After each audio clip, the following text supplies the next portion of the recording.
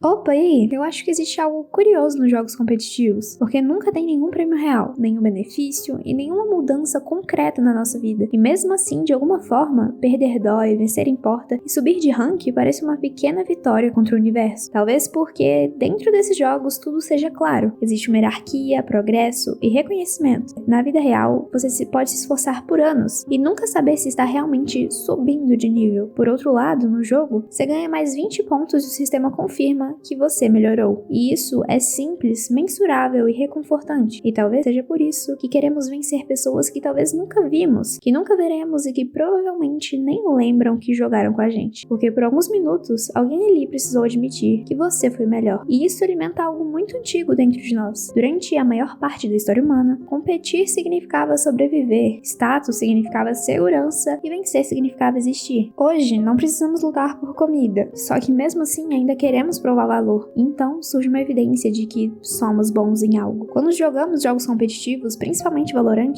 inevitavelmente entramos em uma discussão sobre elos. Ah, mas eu sou ouro, não sei o que lá, porque eu sou diamante. Foda-se vocês, porque eu sou imortal. Isso são pequenas medalhas simbólicas dizendo eu sou boa em alguma coisa. E o mais curioso é como a derrota parece pessoal, já que perdemos uma partida e de repente estamos questionando decisões, habilidades, talvez até a sua utilidade no planeta se você for alguém mais dramático, mas assim que ganha uma sequência de vitórias, anda pela casa, como se tivesse salvado a humanidade. É ridículo, humano e profundamente compreensível, porque talvez não estejamos tentando derrotar o adversário, estejamos tentando derrotar aquela sensação silenciosa de insignificância que aparece quando ninguém tá te olhando. E por alguns minutos, dentro de um jogo online, nós importamos, nem que seja só um pouquinho. Agora, e se olharmos para os jogos competitivos que realmente fazem parte do nosso dia a dia? Ou pelo menos do meu dia a dia. Bom, Minecraft PVP, Valorant, CS, LoL, Rocket League, jogos completamente diferentes, mas que despertam exatamente a mesma coisa dentro da gente. Você entra no Minecraft e quando acha que vai ser só uma partidinha rápida, 5 derrotas depois já tá criando estratégia como se fosse uma operação militar. No Valorant ou no CS, você erra um tiro, um único tiro, e imediatamente bate aquela angústia e vontade de voltar no tempo. No LoL, você só queria relaxar, e 40 minutos depois, tá discutindo filosofia moral com um desconhecido chamado Dark Slayer sobre o significado da palavra team play, o que aparentemente é uma jogada em conjunto com todo o time. E no Rocket League você perde uma bola fácil e precisa de alguns segundos olhando pra tela para aceitar a própria existência. É curioso como esses jogos despertam algo primitivo. Não é só vencer, é provar que você é capaz, que você melhora e que importa. O filósofo brasileiro Mário Sérgio Cortella costuma dizer que não nascemos prontos, vamos nos fazendo. E talvez seja por isso que continuamos apertando jogar novamente, porque cada partida parece uma nova chance de nos fazermos um pouco melhores. Já Leandro Carnal lembra que a comparação é inevitável, mas o sofrimento é opcional. O problema é que o jogo não recebeu esse aviso, porque no momento em que aparece alguém melhor que você, a sua paz interior entra em modo espectador, mas ao mesmo tempo, existe algo bonito nisso tudo. Você começa ruim, aprende, erra, tenta de novo e a maioria das vezes melhora. É quase uma metáfora jogável da própria vida. Já o educador Paulo Freire defendia que o aprendizado nasce da prática e da reflexão sobre o erro, e poucos ambientes nos fazem refletir tanto sobre nossos erros quanto uma partida ranqueada, principalmente quando o replay deixa tudo em câmera lenta. E é provavelmente que seja exatamente isso que nos prende. Não é só a vitória, é a sensação de evolução. É perceber que ontem você perderia aquele duelo, e hoje não. É perceber que você aprendeu. E no meio de tudo isso, entre uma derrota humilhante e uma vitória improvável, a gente vai descobrindo algo curioso. Não estamos só competindo com outras pessoas, estamos competindo com versões antigas de nós mesmos. Assim, embora perder para um adolescente de 12 anos continue sendo profundamente humilhante, mas faz parte, porque no fim das contas, esses jogos nos lembram de algo simples. Melhorar é possível. Errar faz parte e sempre existe outra partida. E tem também aqueles momentos em que o jogo deixa de ser só competição e vira um pequeno espelho existencial. Certa vez eu tava jogando Bed Wars no Minecraft, tentando relaxar, sabe? Foi umas partidas tranquilas, só que eu não parava de morrer no Void. Eu levava cada combo estranho, errava ponte, era queda que nem a física do jogo parecia explicar.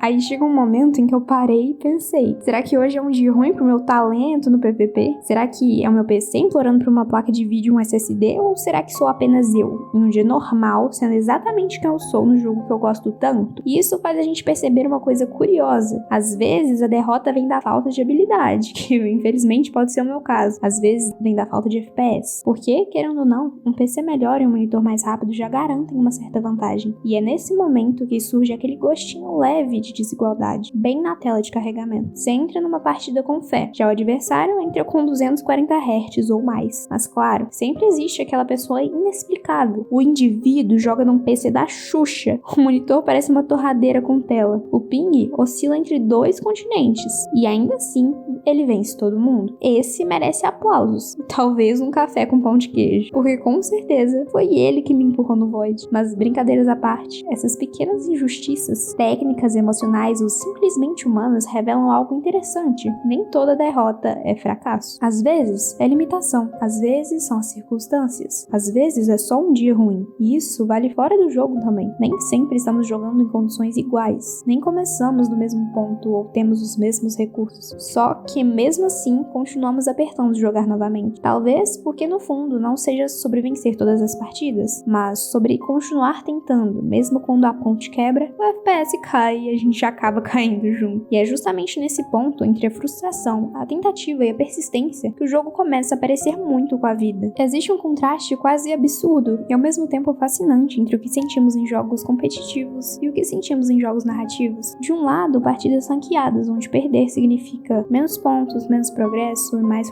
frustração, e uma vontade genuína de desligar o PC e reconsiderar as próprias escolhas de vida. Do outro, experiências que parecem um filme interativo, onde você não está tentando provar nada, apenas existir. É como alternar entre uma arena e uma sala de cinema. Quando você entra no jogo competitivo, a emoção vem da pressão. No Valorant, um erro pode custar a rodada. No CS, um segundo decide tudo. No LoL, uma teamfight vira discussão no chat. No Rocket League, um gol perdido ecoa na consciência por dias, porque a adrenalina é real, o estresse também. Você joga pra vencer, e quando perde parece pessoal. Agora, compare isso com experiências narrativas, porque jogos como Red Dead Redemption 2, God of War Ragnarok, The Last of Us Part 2, Ghost of Tsushima, The Witcher 3 Wild Hunt. Aqui, você não tá sendo julgado por um ranking, tá vivendo uma história. Você cavalga por paisagens silenciosas, ouve diálogos que ficam na memória, cria vínculos com personagens, sente perdas que não são suas, mas parecem ser. Em vez de ansiedade, contemplação. Em vez de competição, conexão. É a diferença entre lutar e sentir. Jogos narrativos nos lembram que videogame também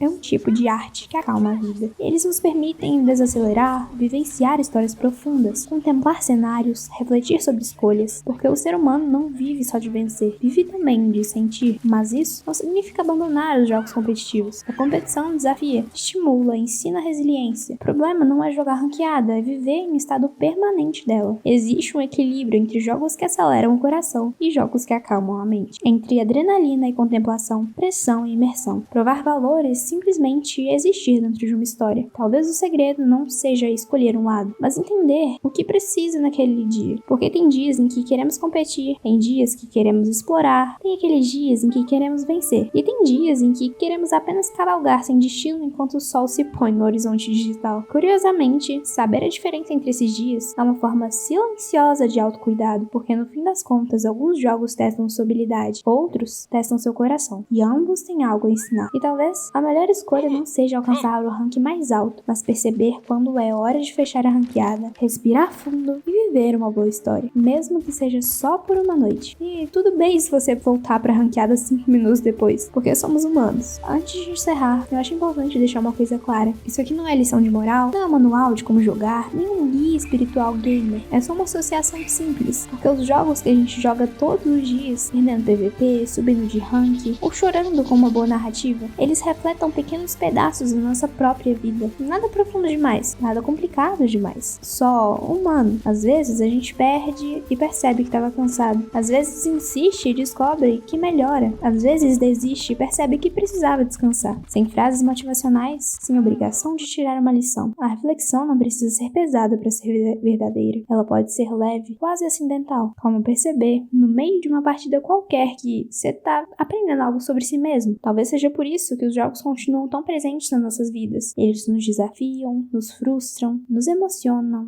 nos conectam, nos revelam. E no meio dessa mistura toda, a gente vai se entendendo um pouquinho melhor, mesmo sem perceber. No fim das contas, não se trata de vencer todas as partidas, mas de reconhecer que entre uma vitória improvável e uma derrota meio de ridícula, existe uma experiência genuinamente humana acontecendo. E isso talvez já seja suficiente. Dito isso, amanhã eu estarei de novo esmurrando meu teclado.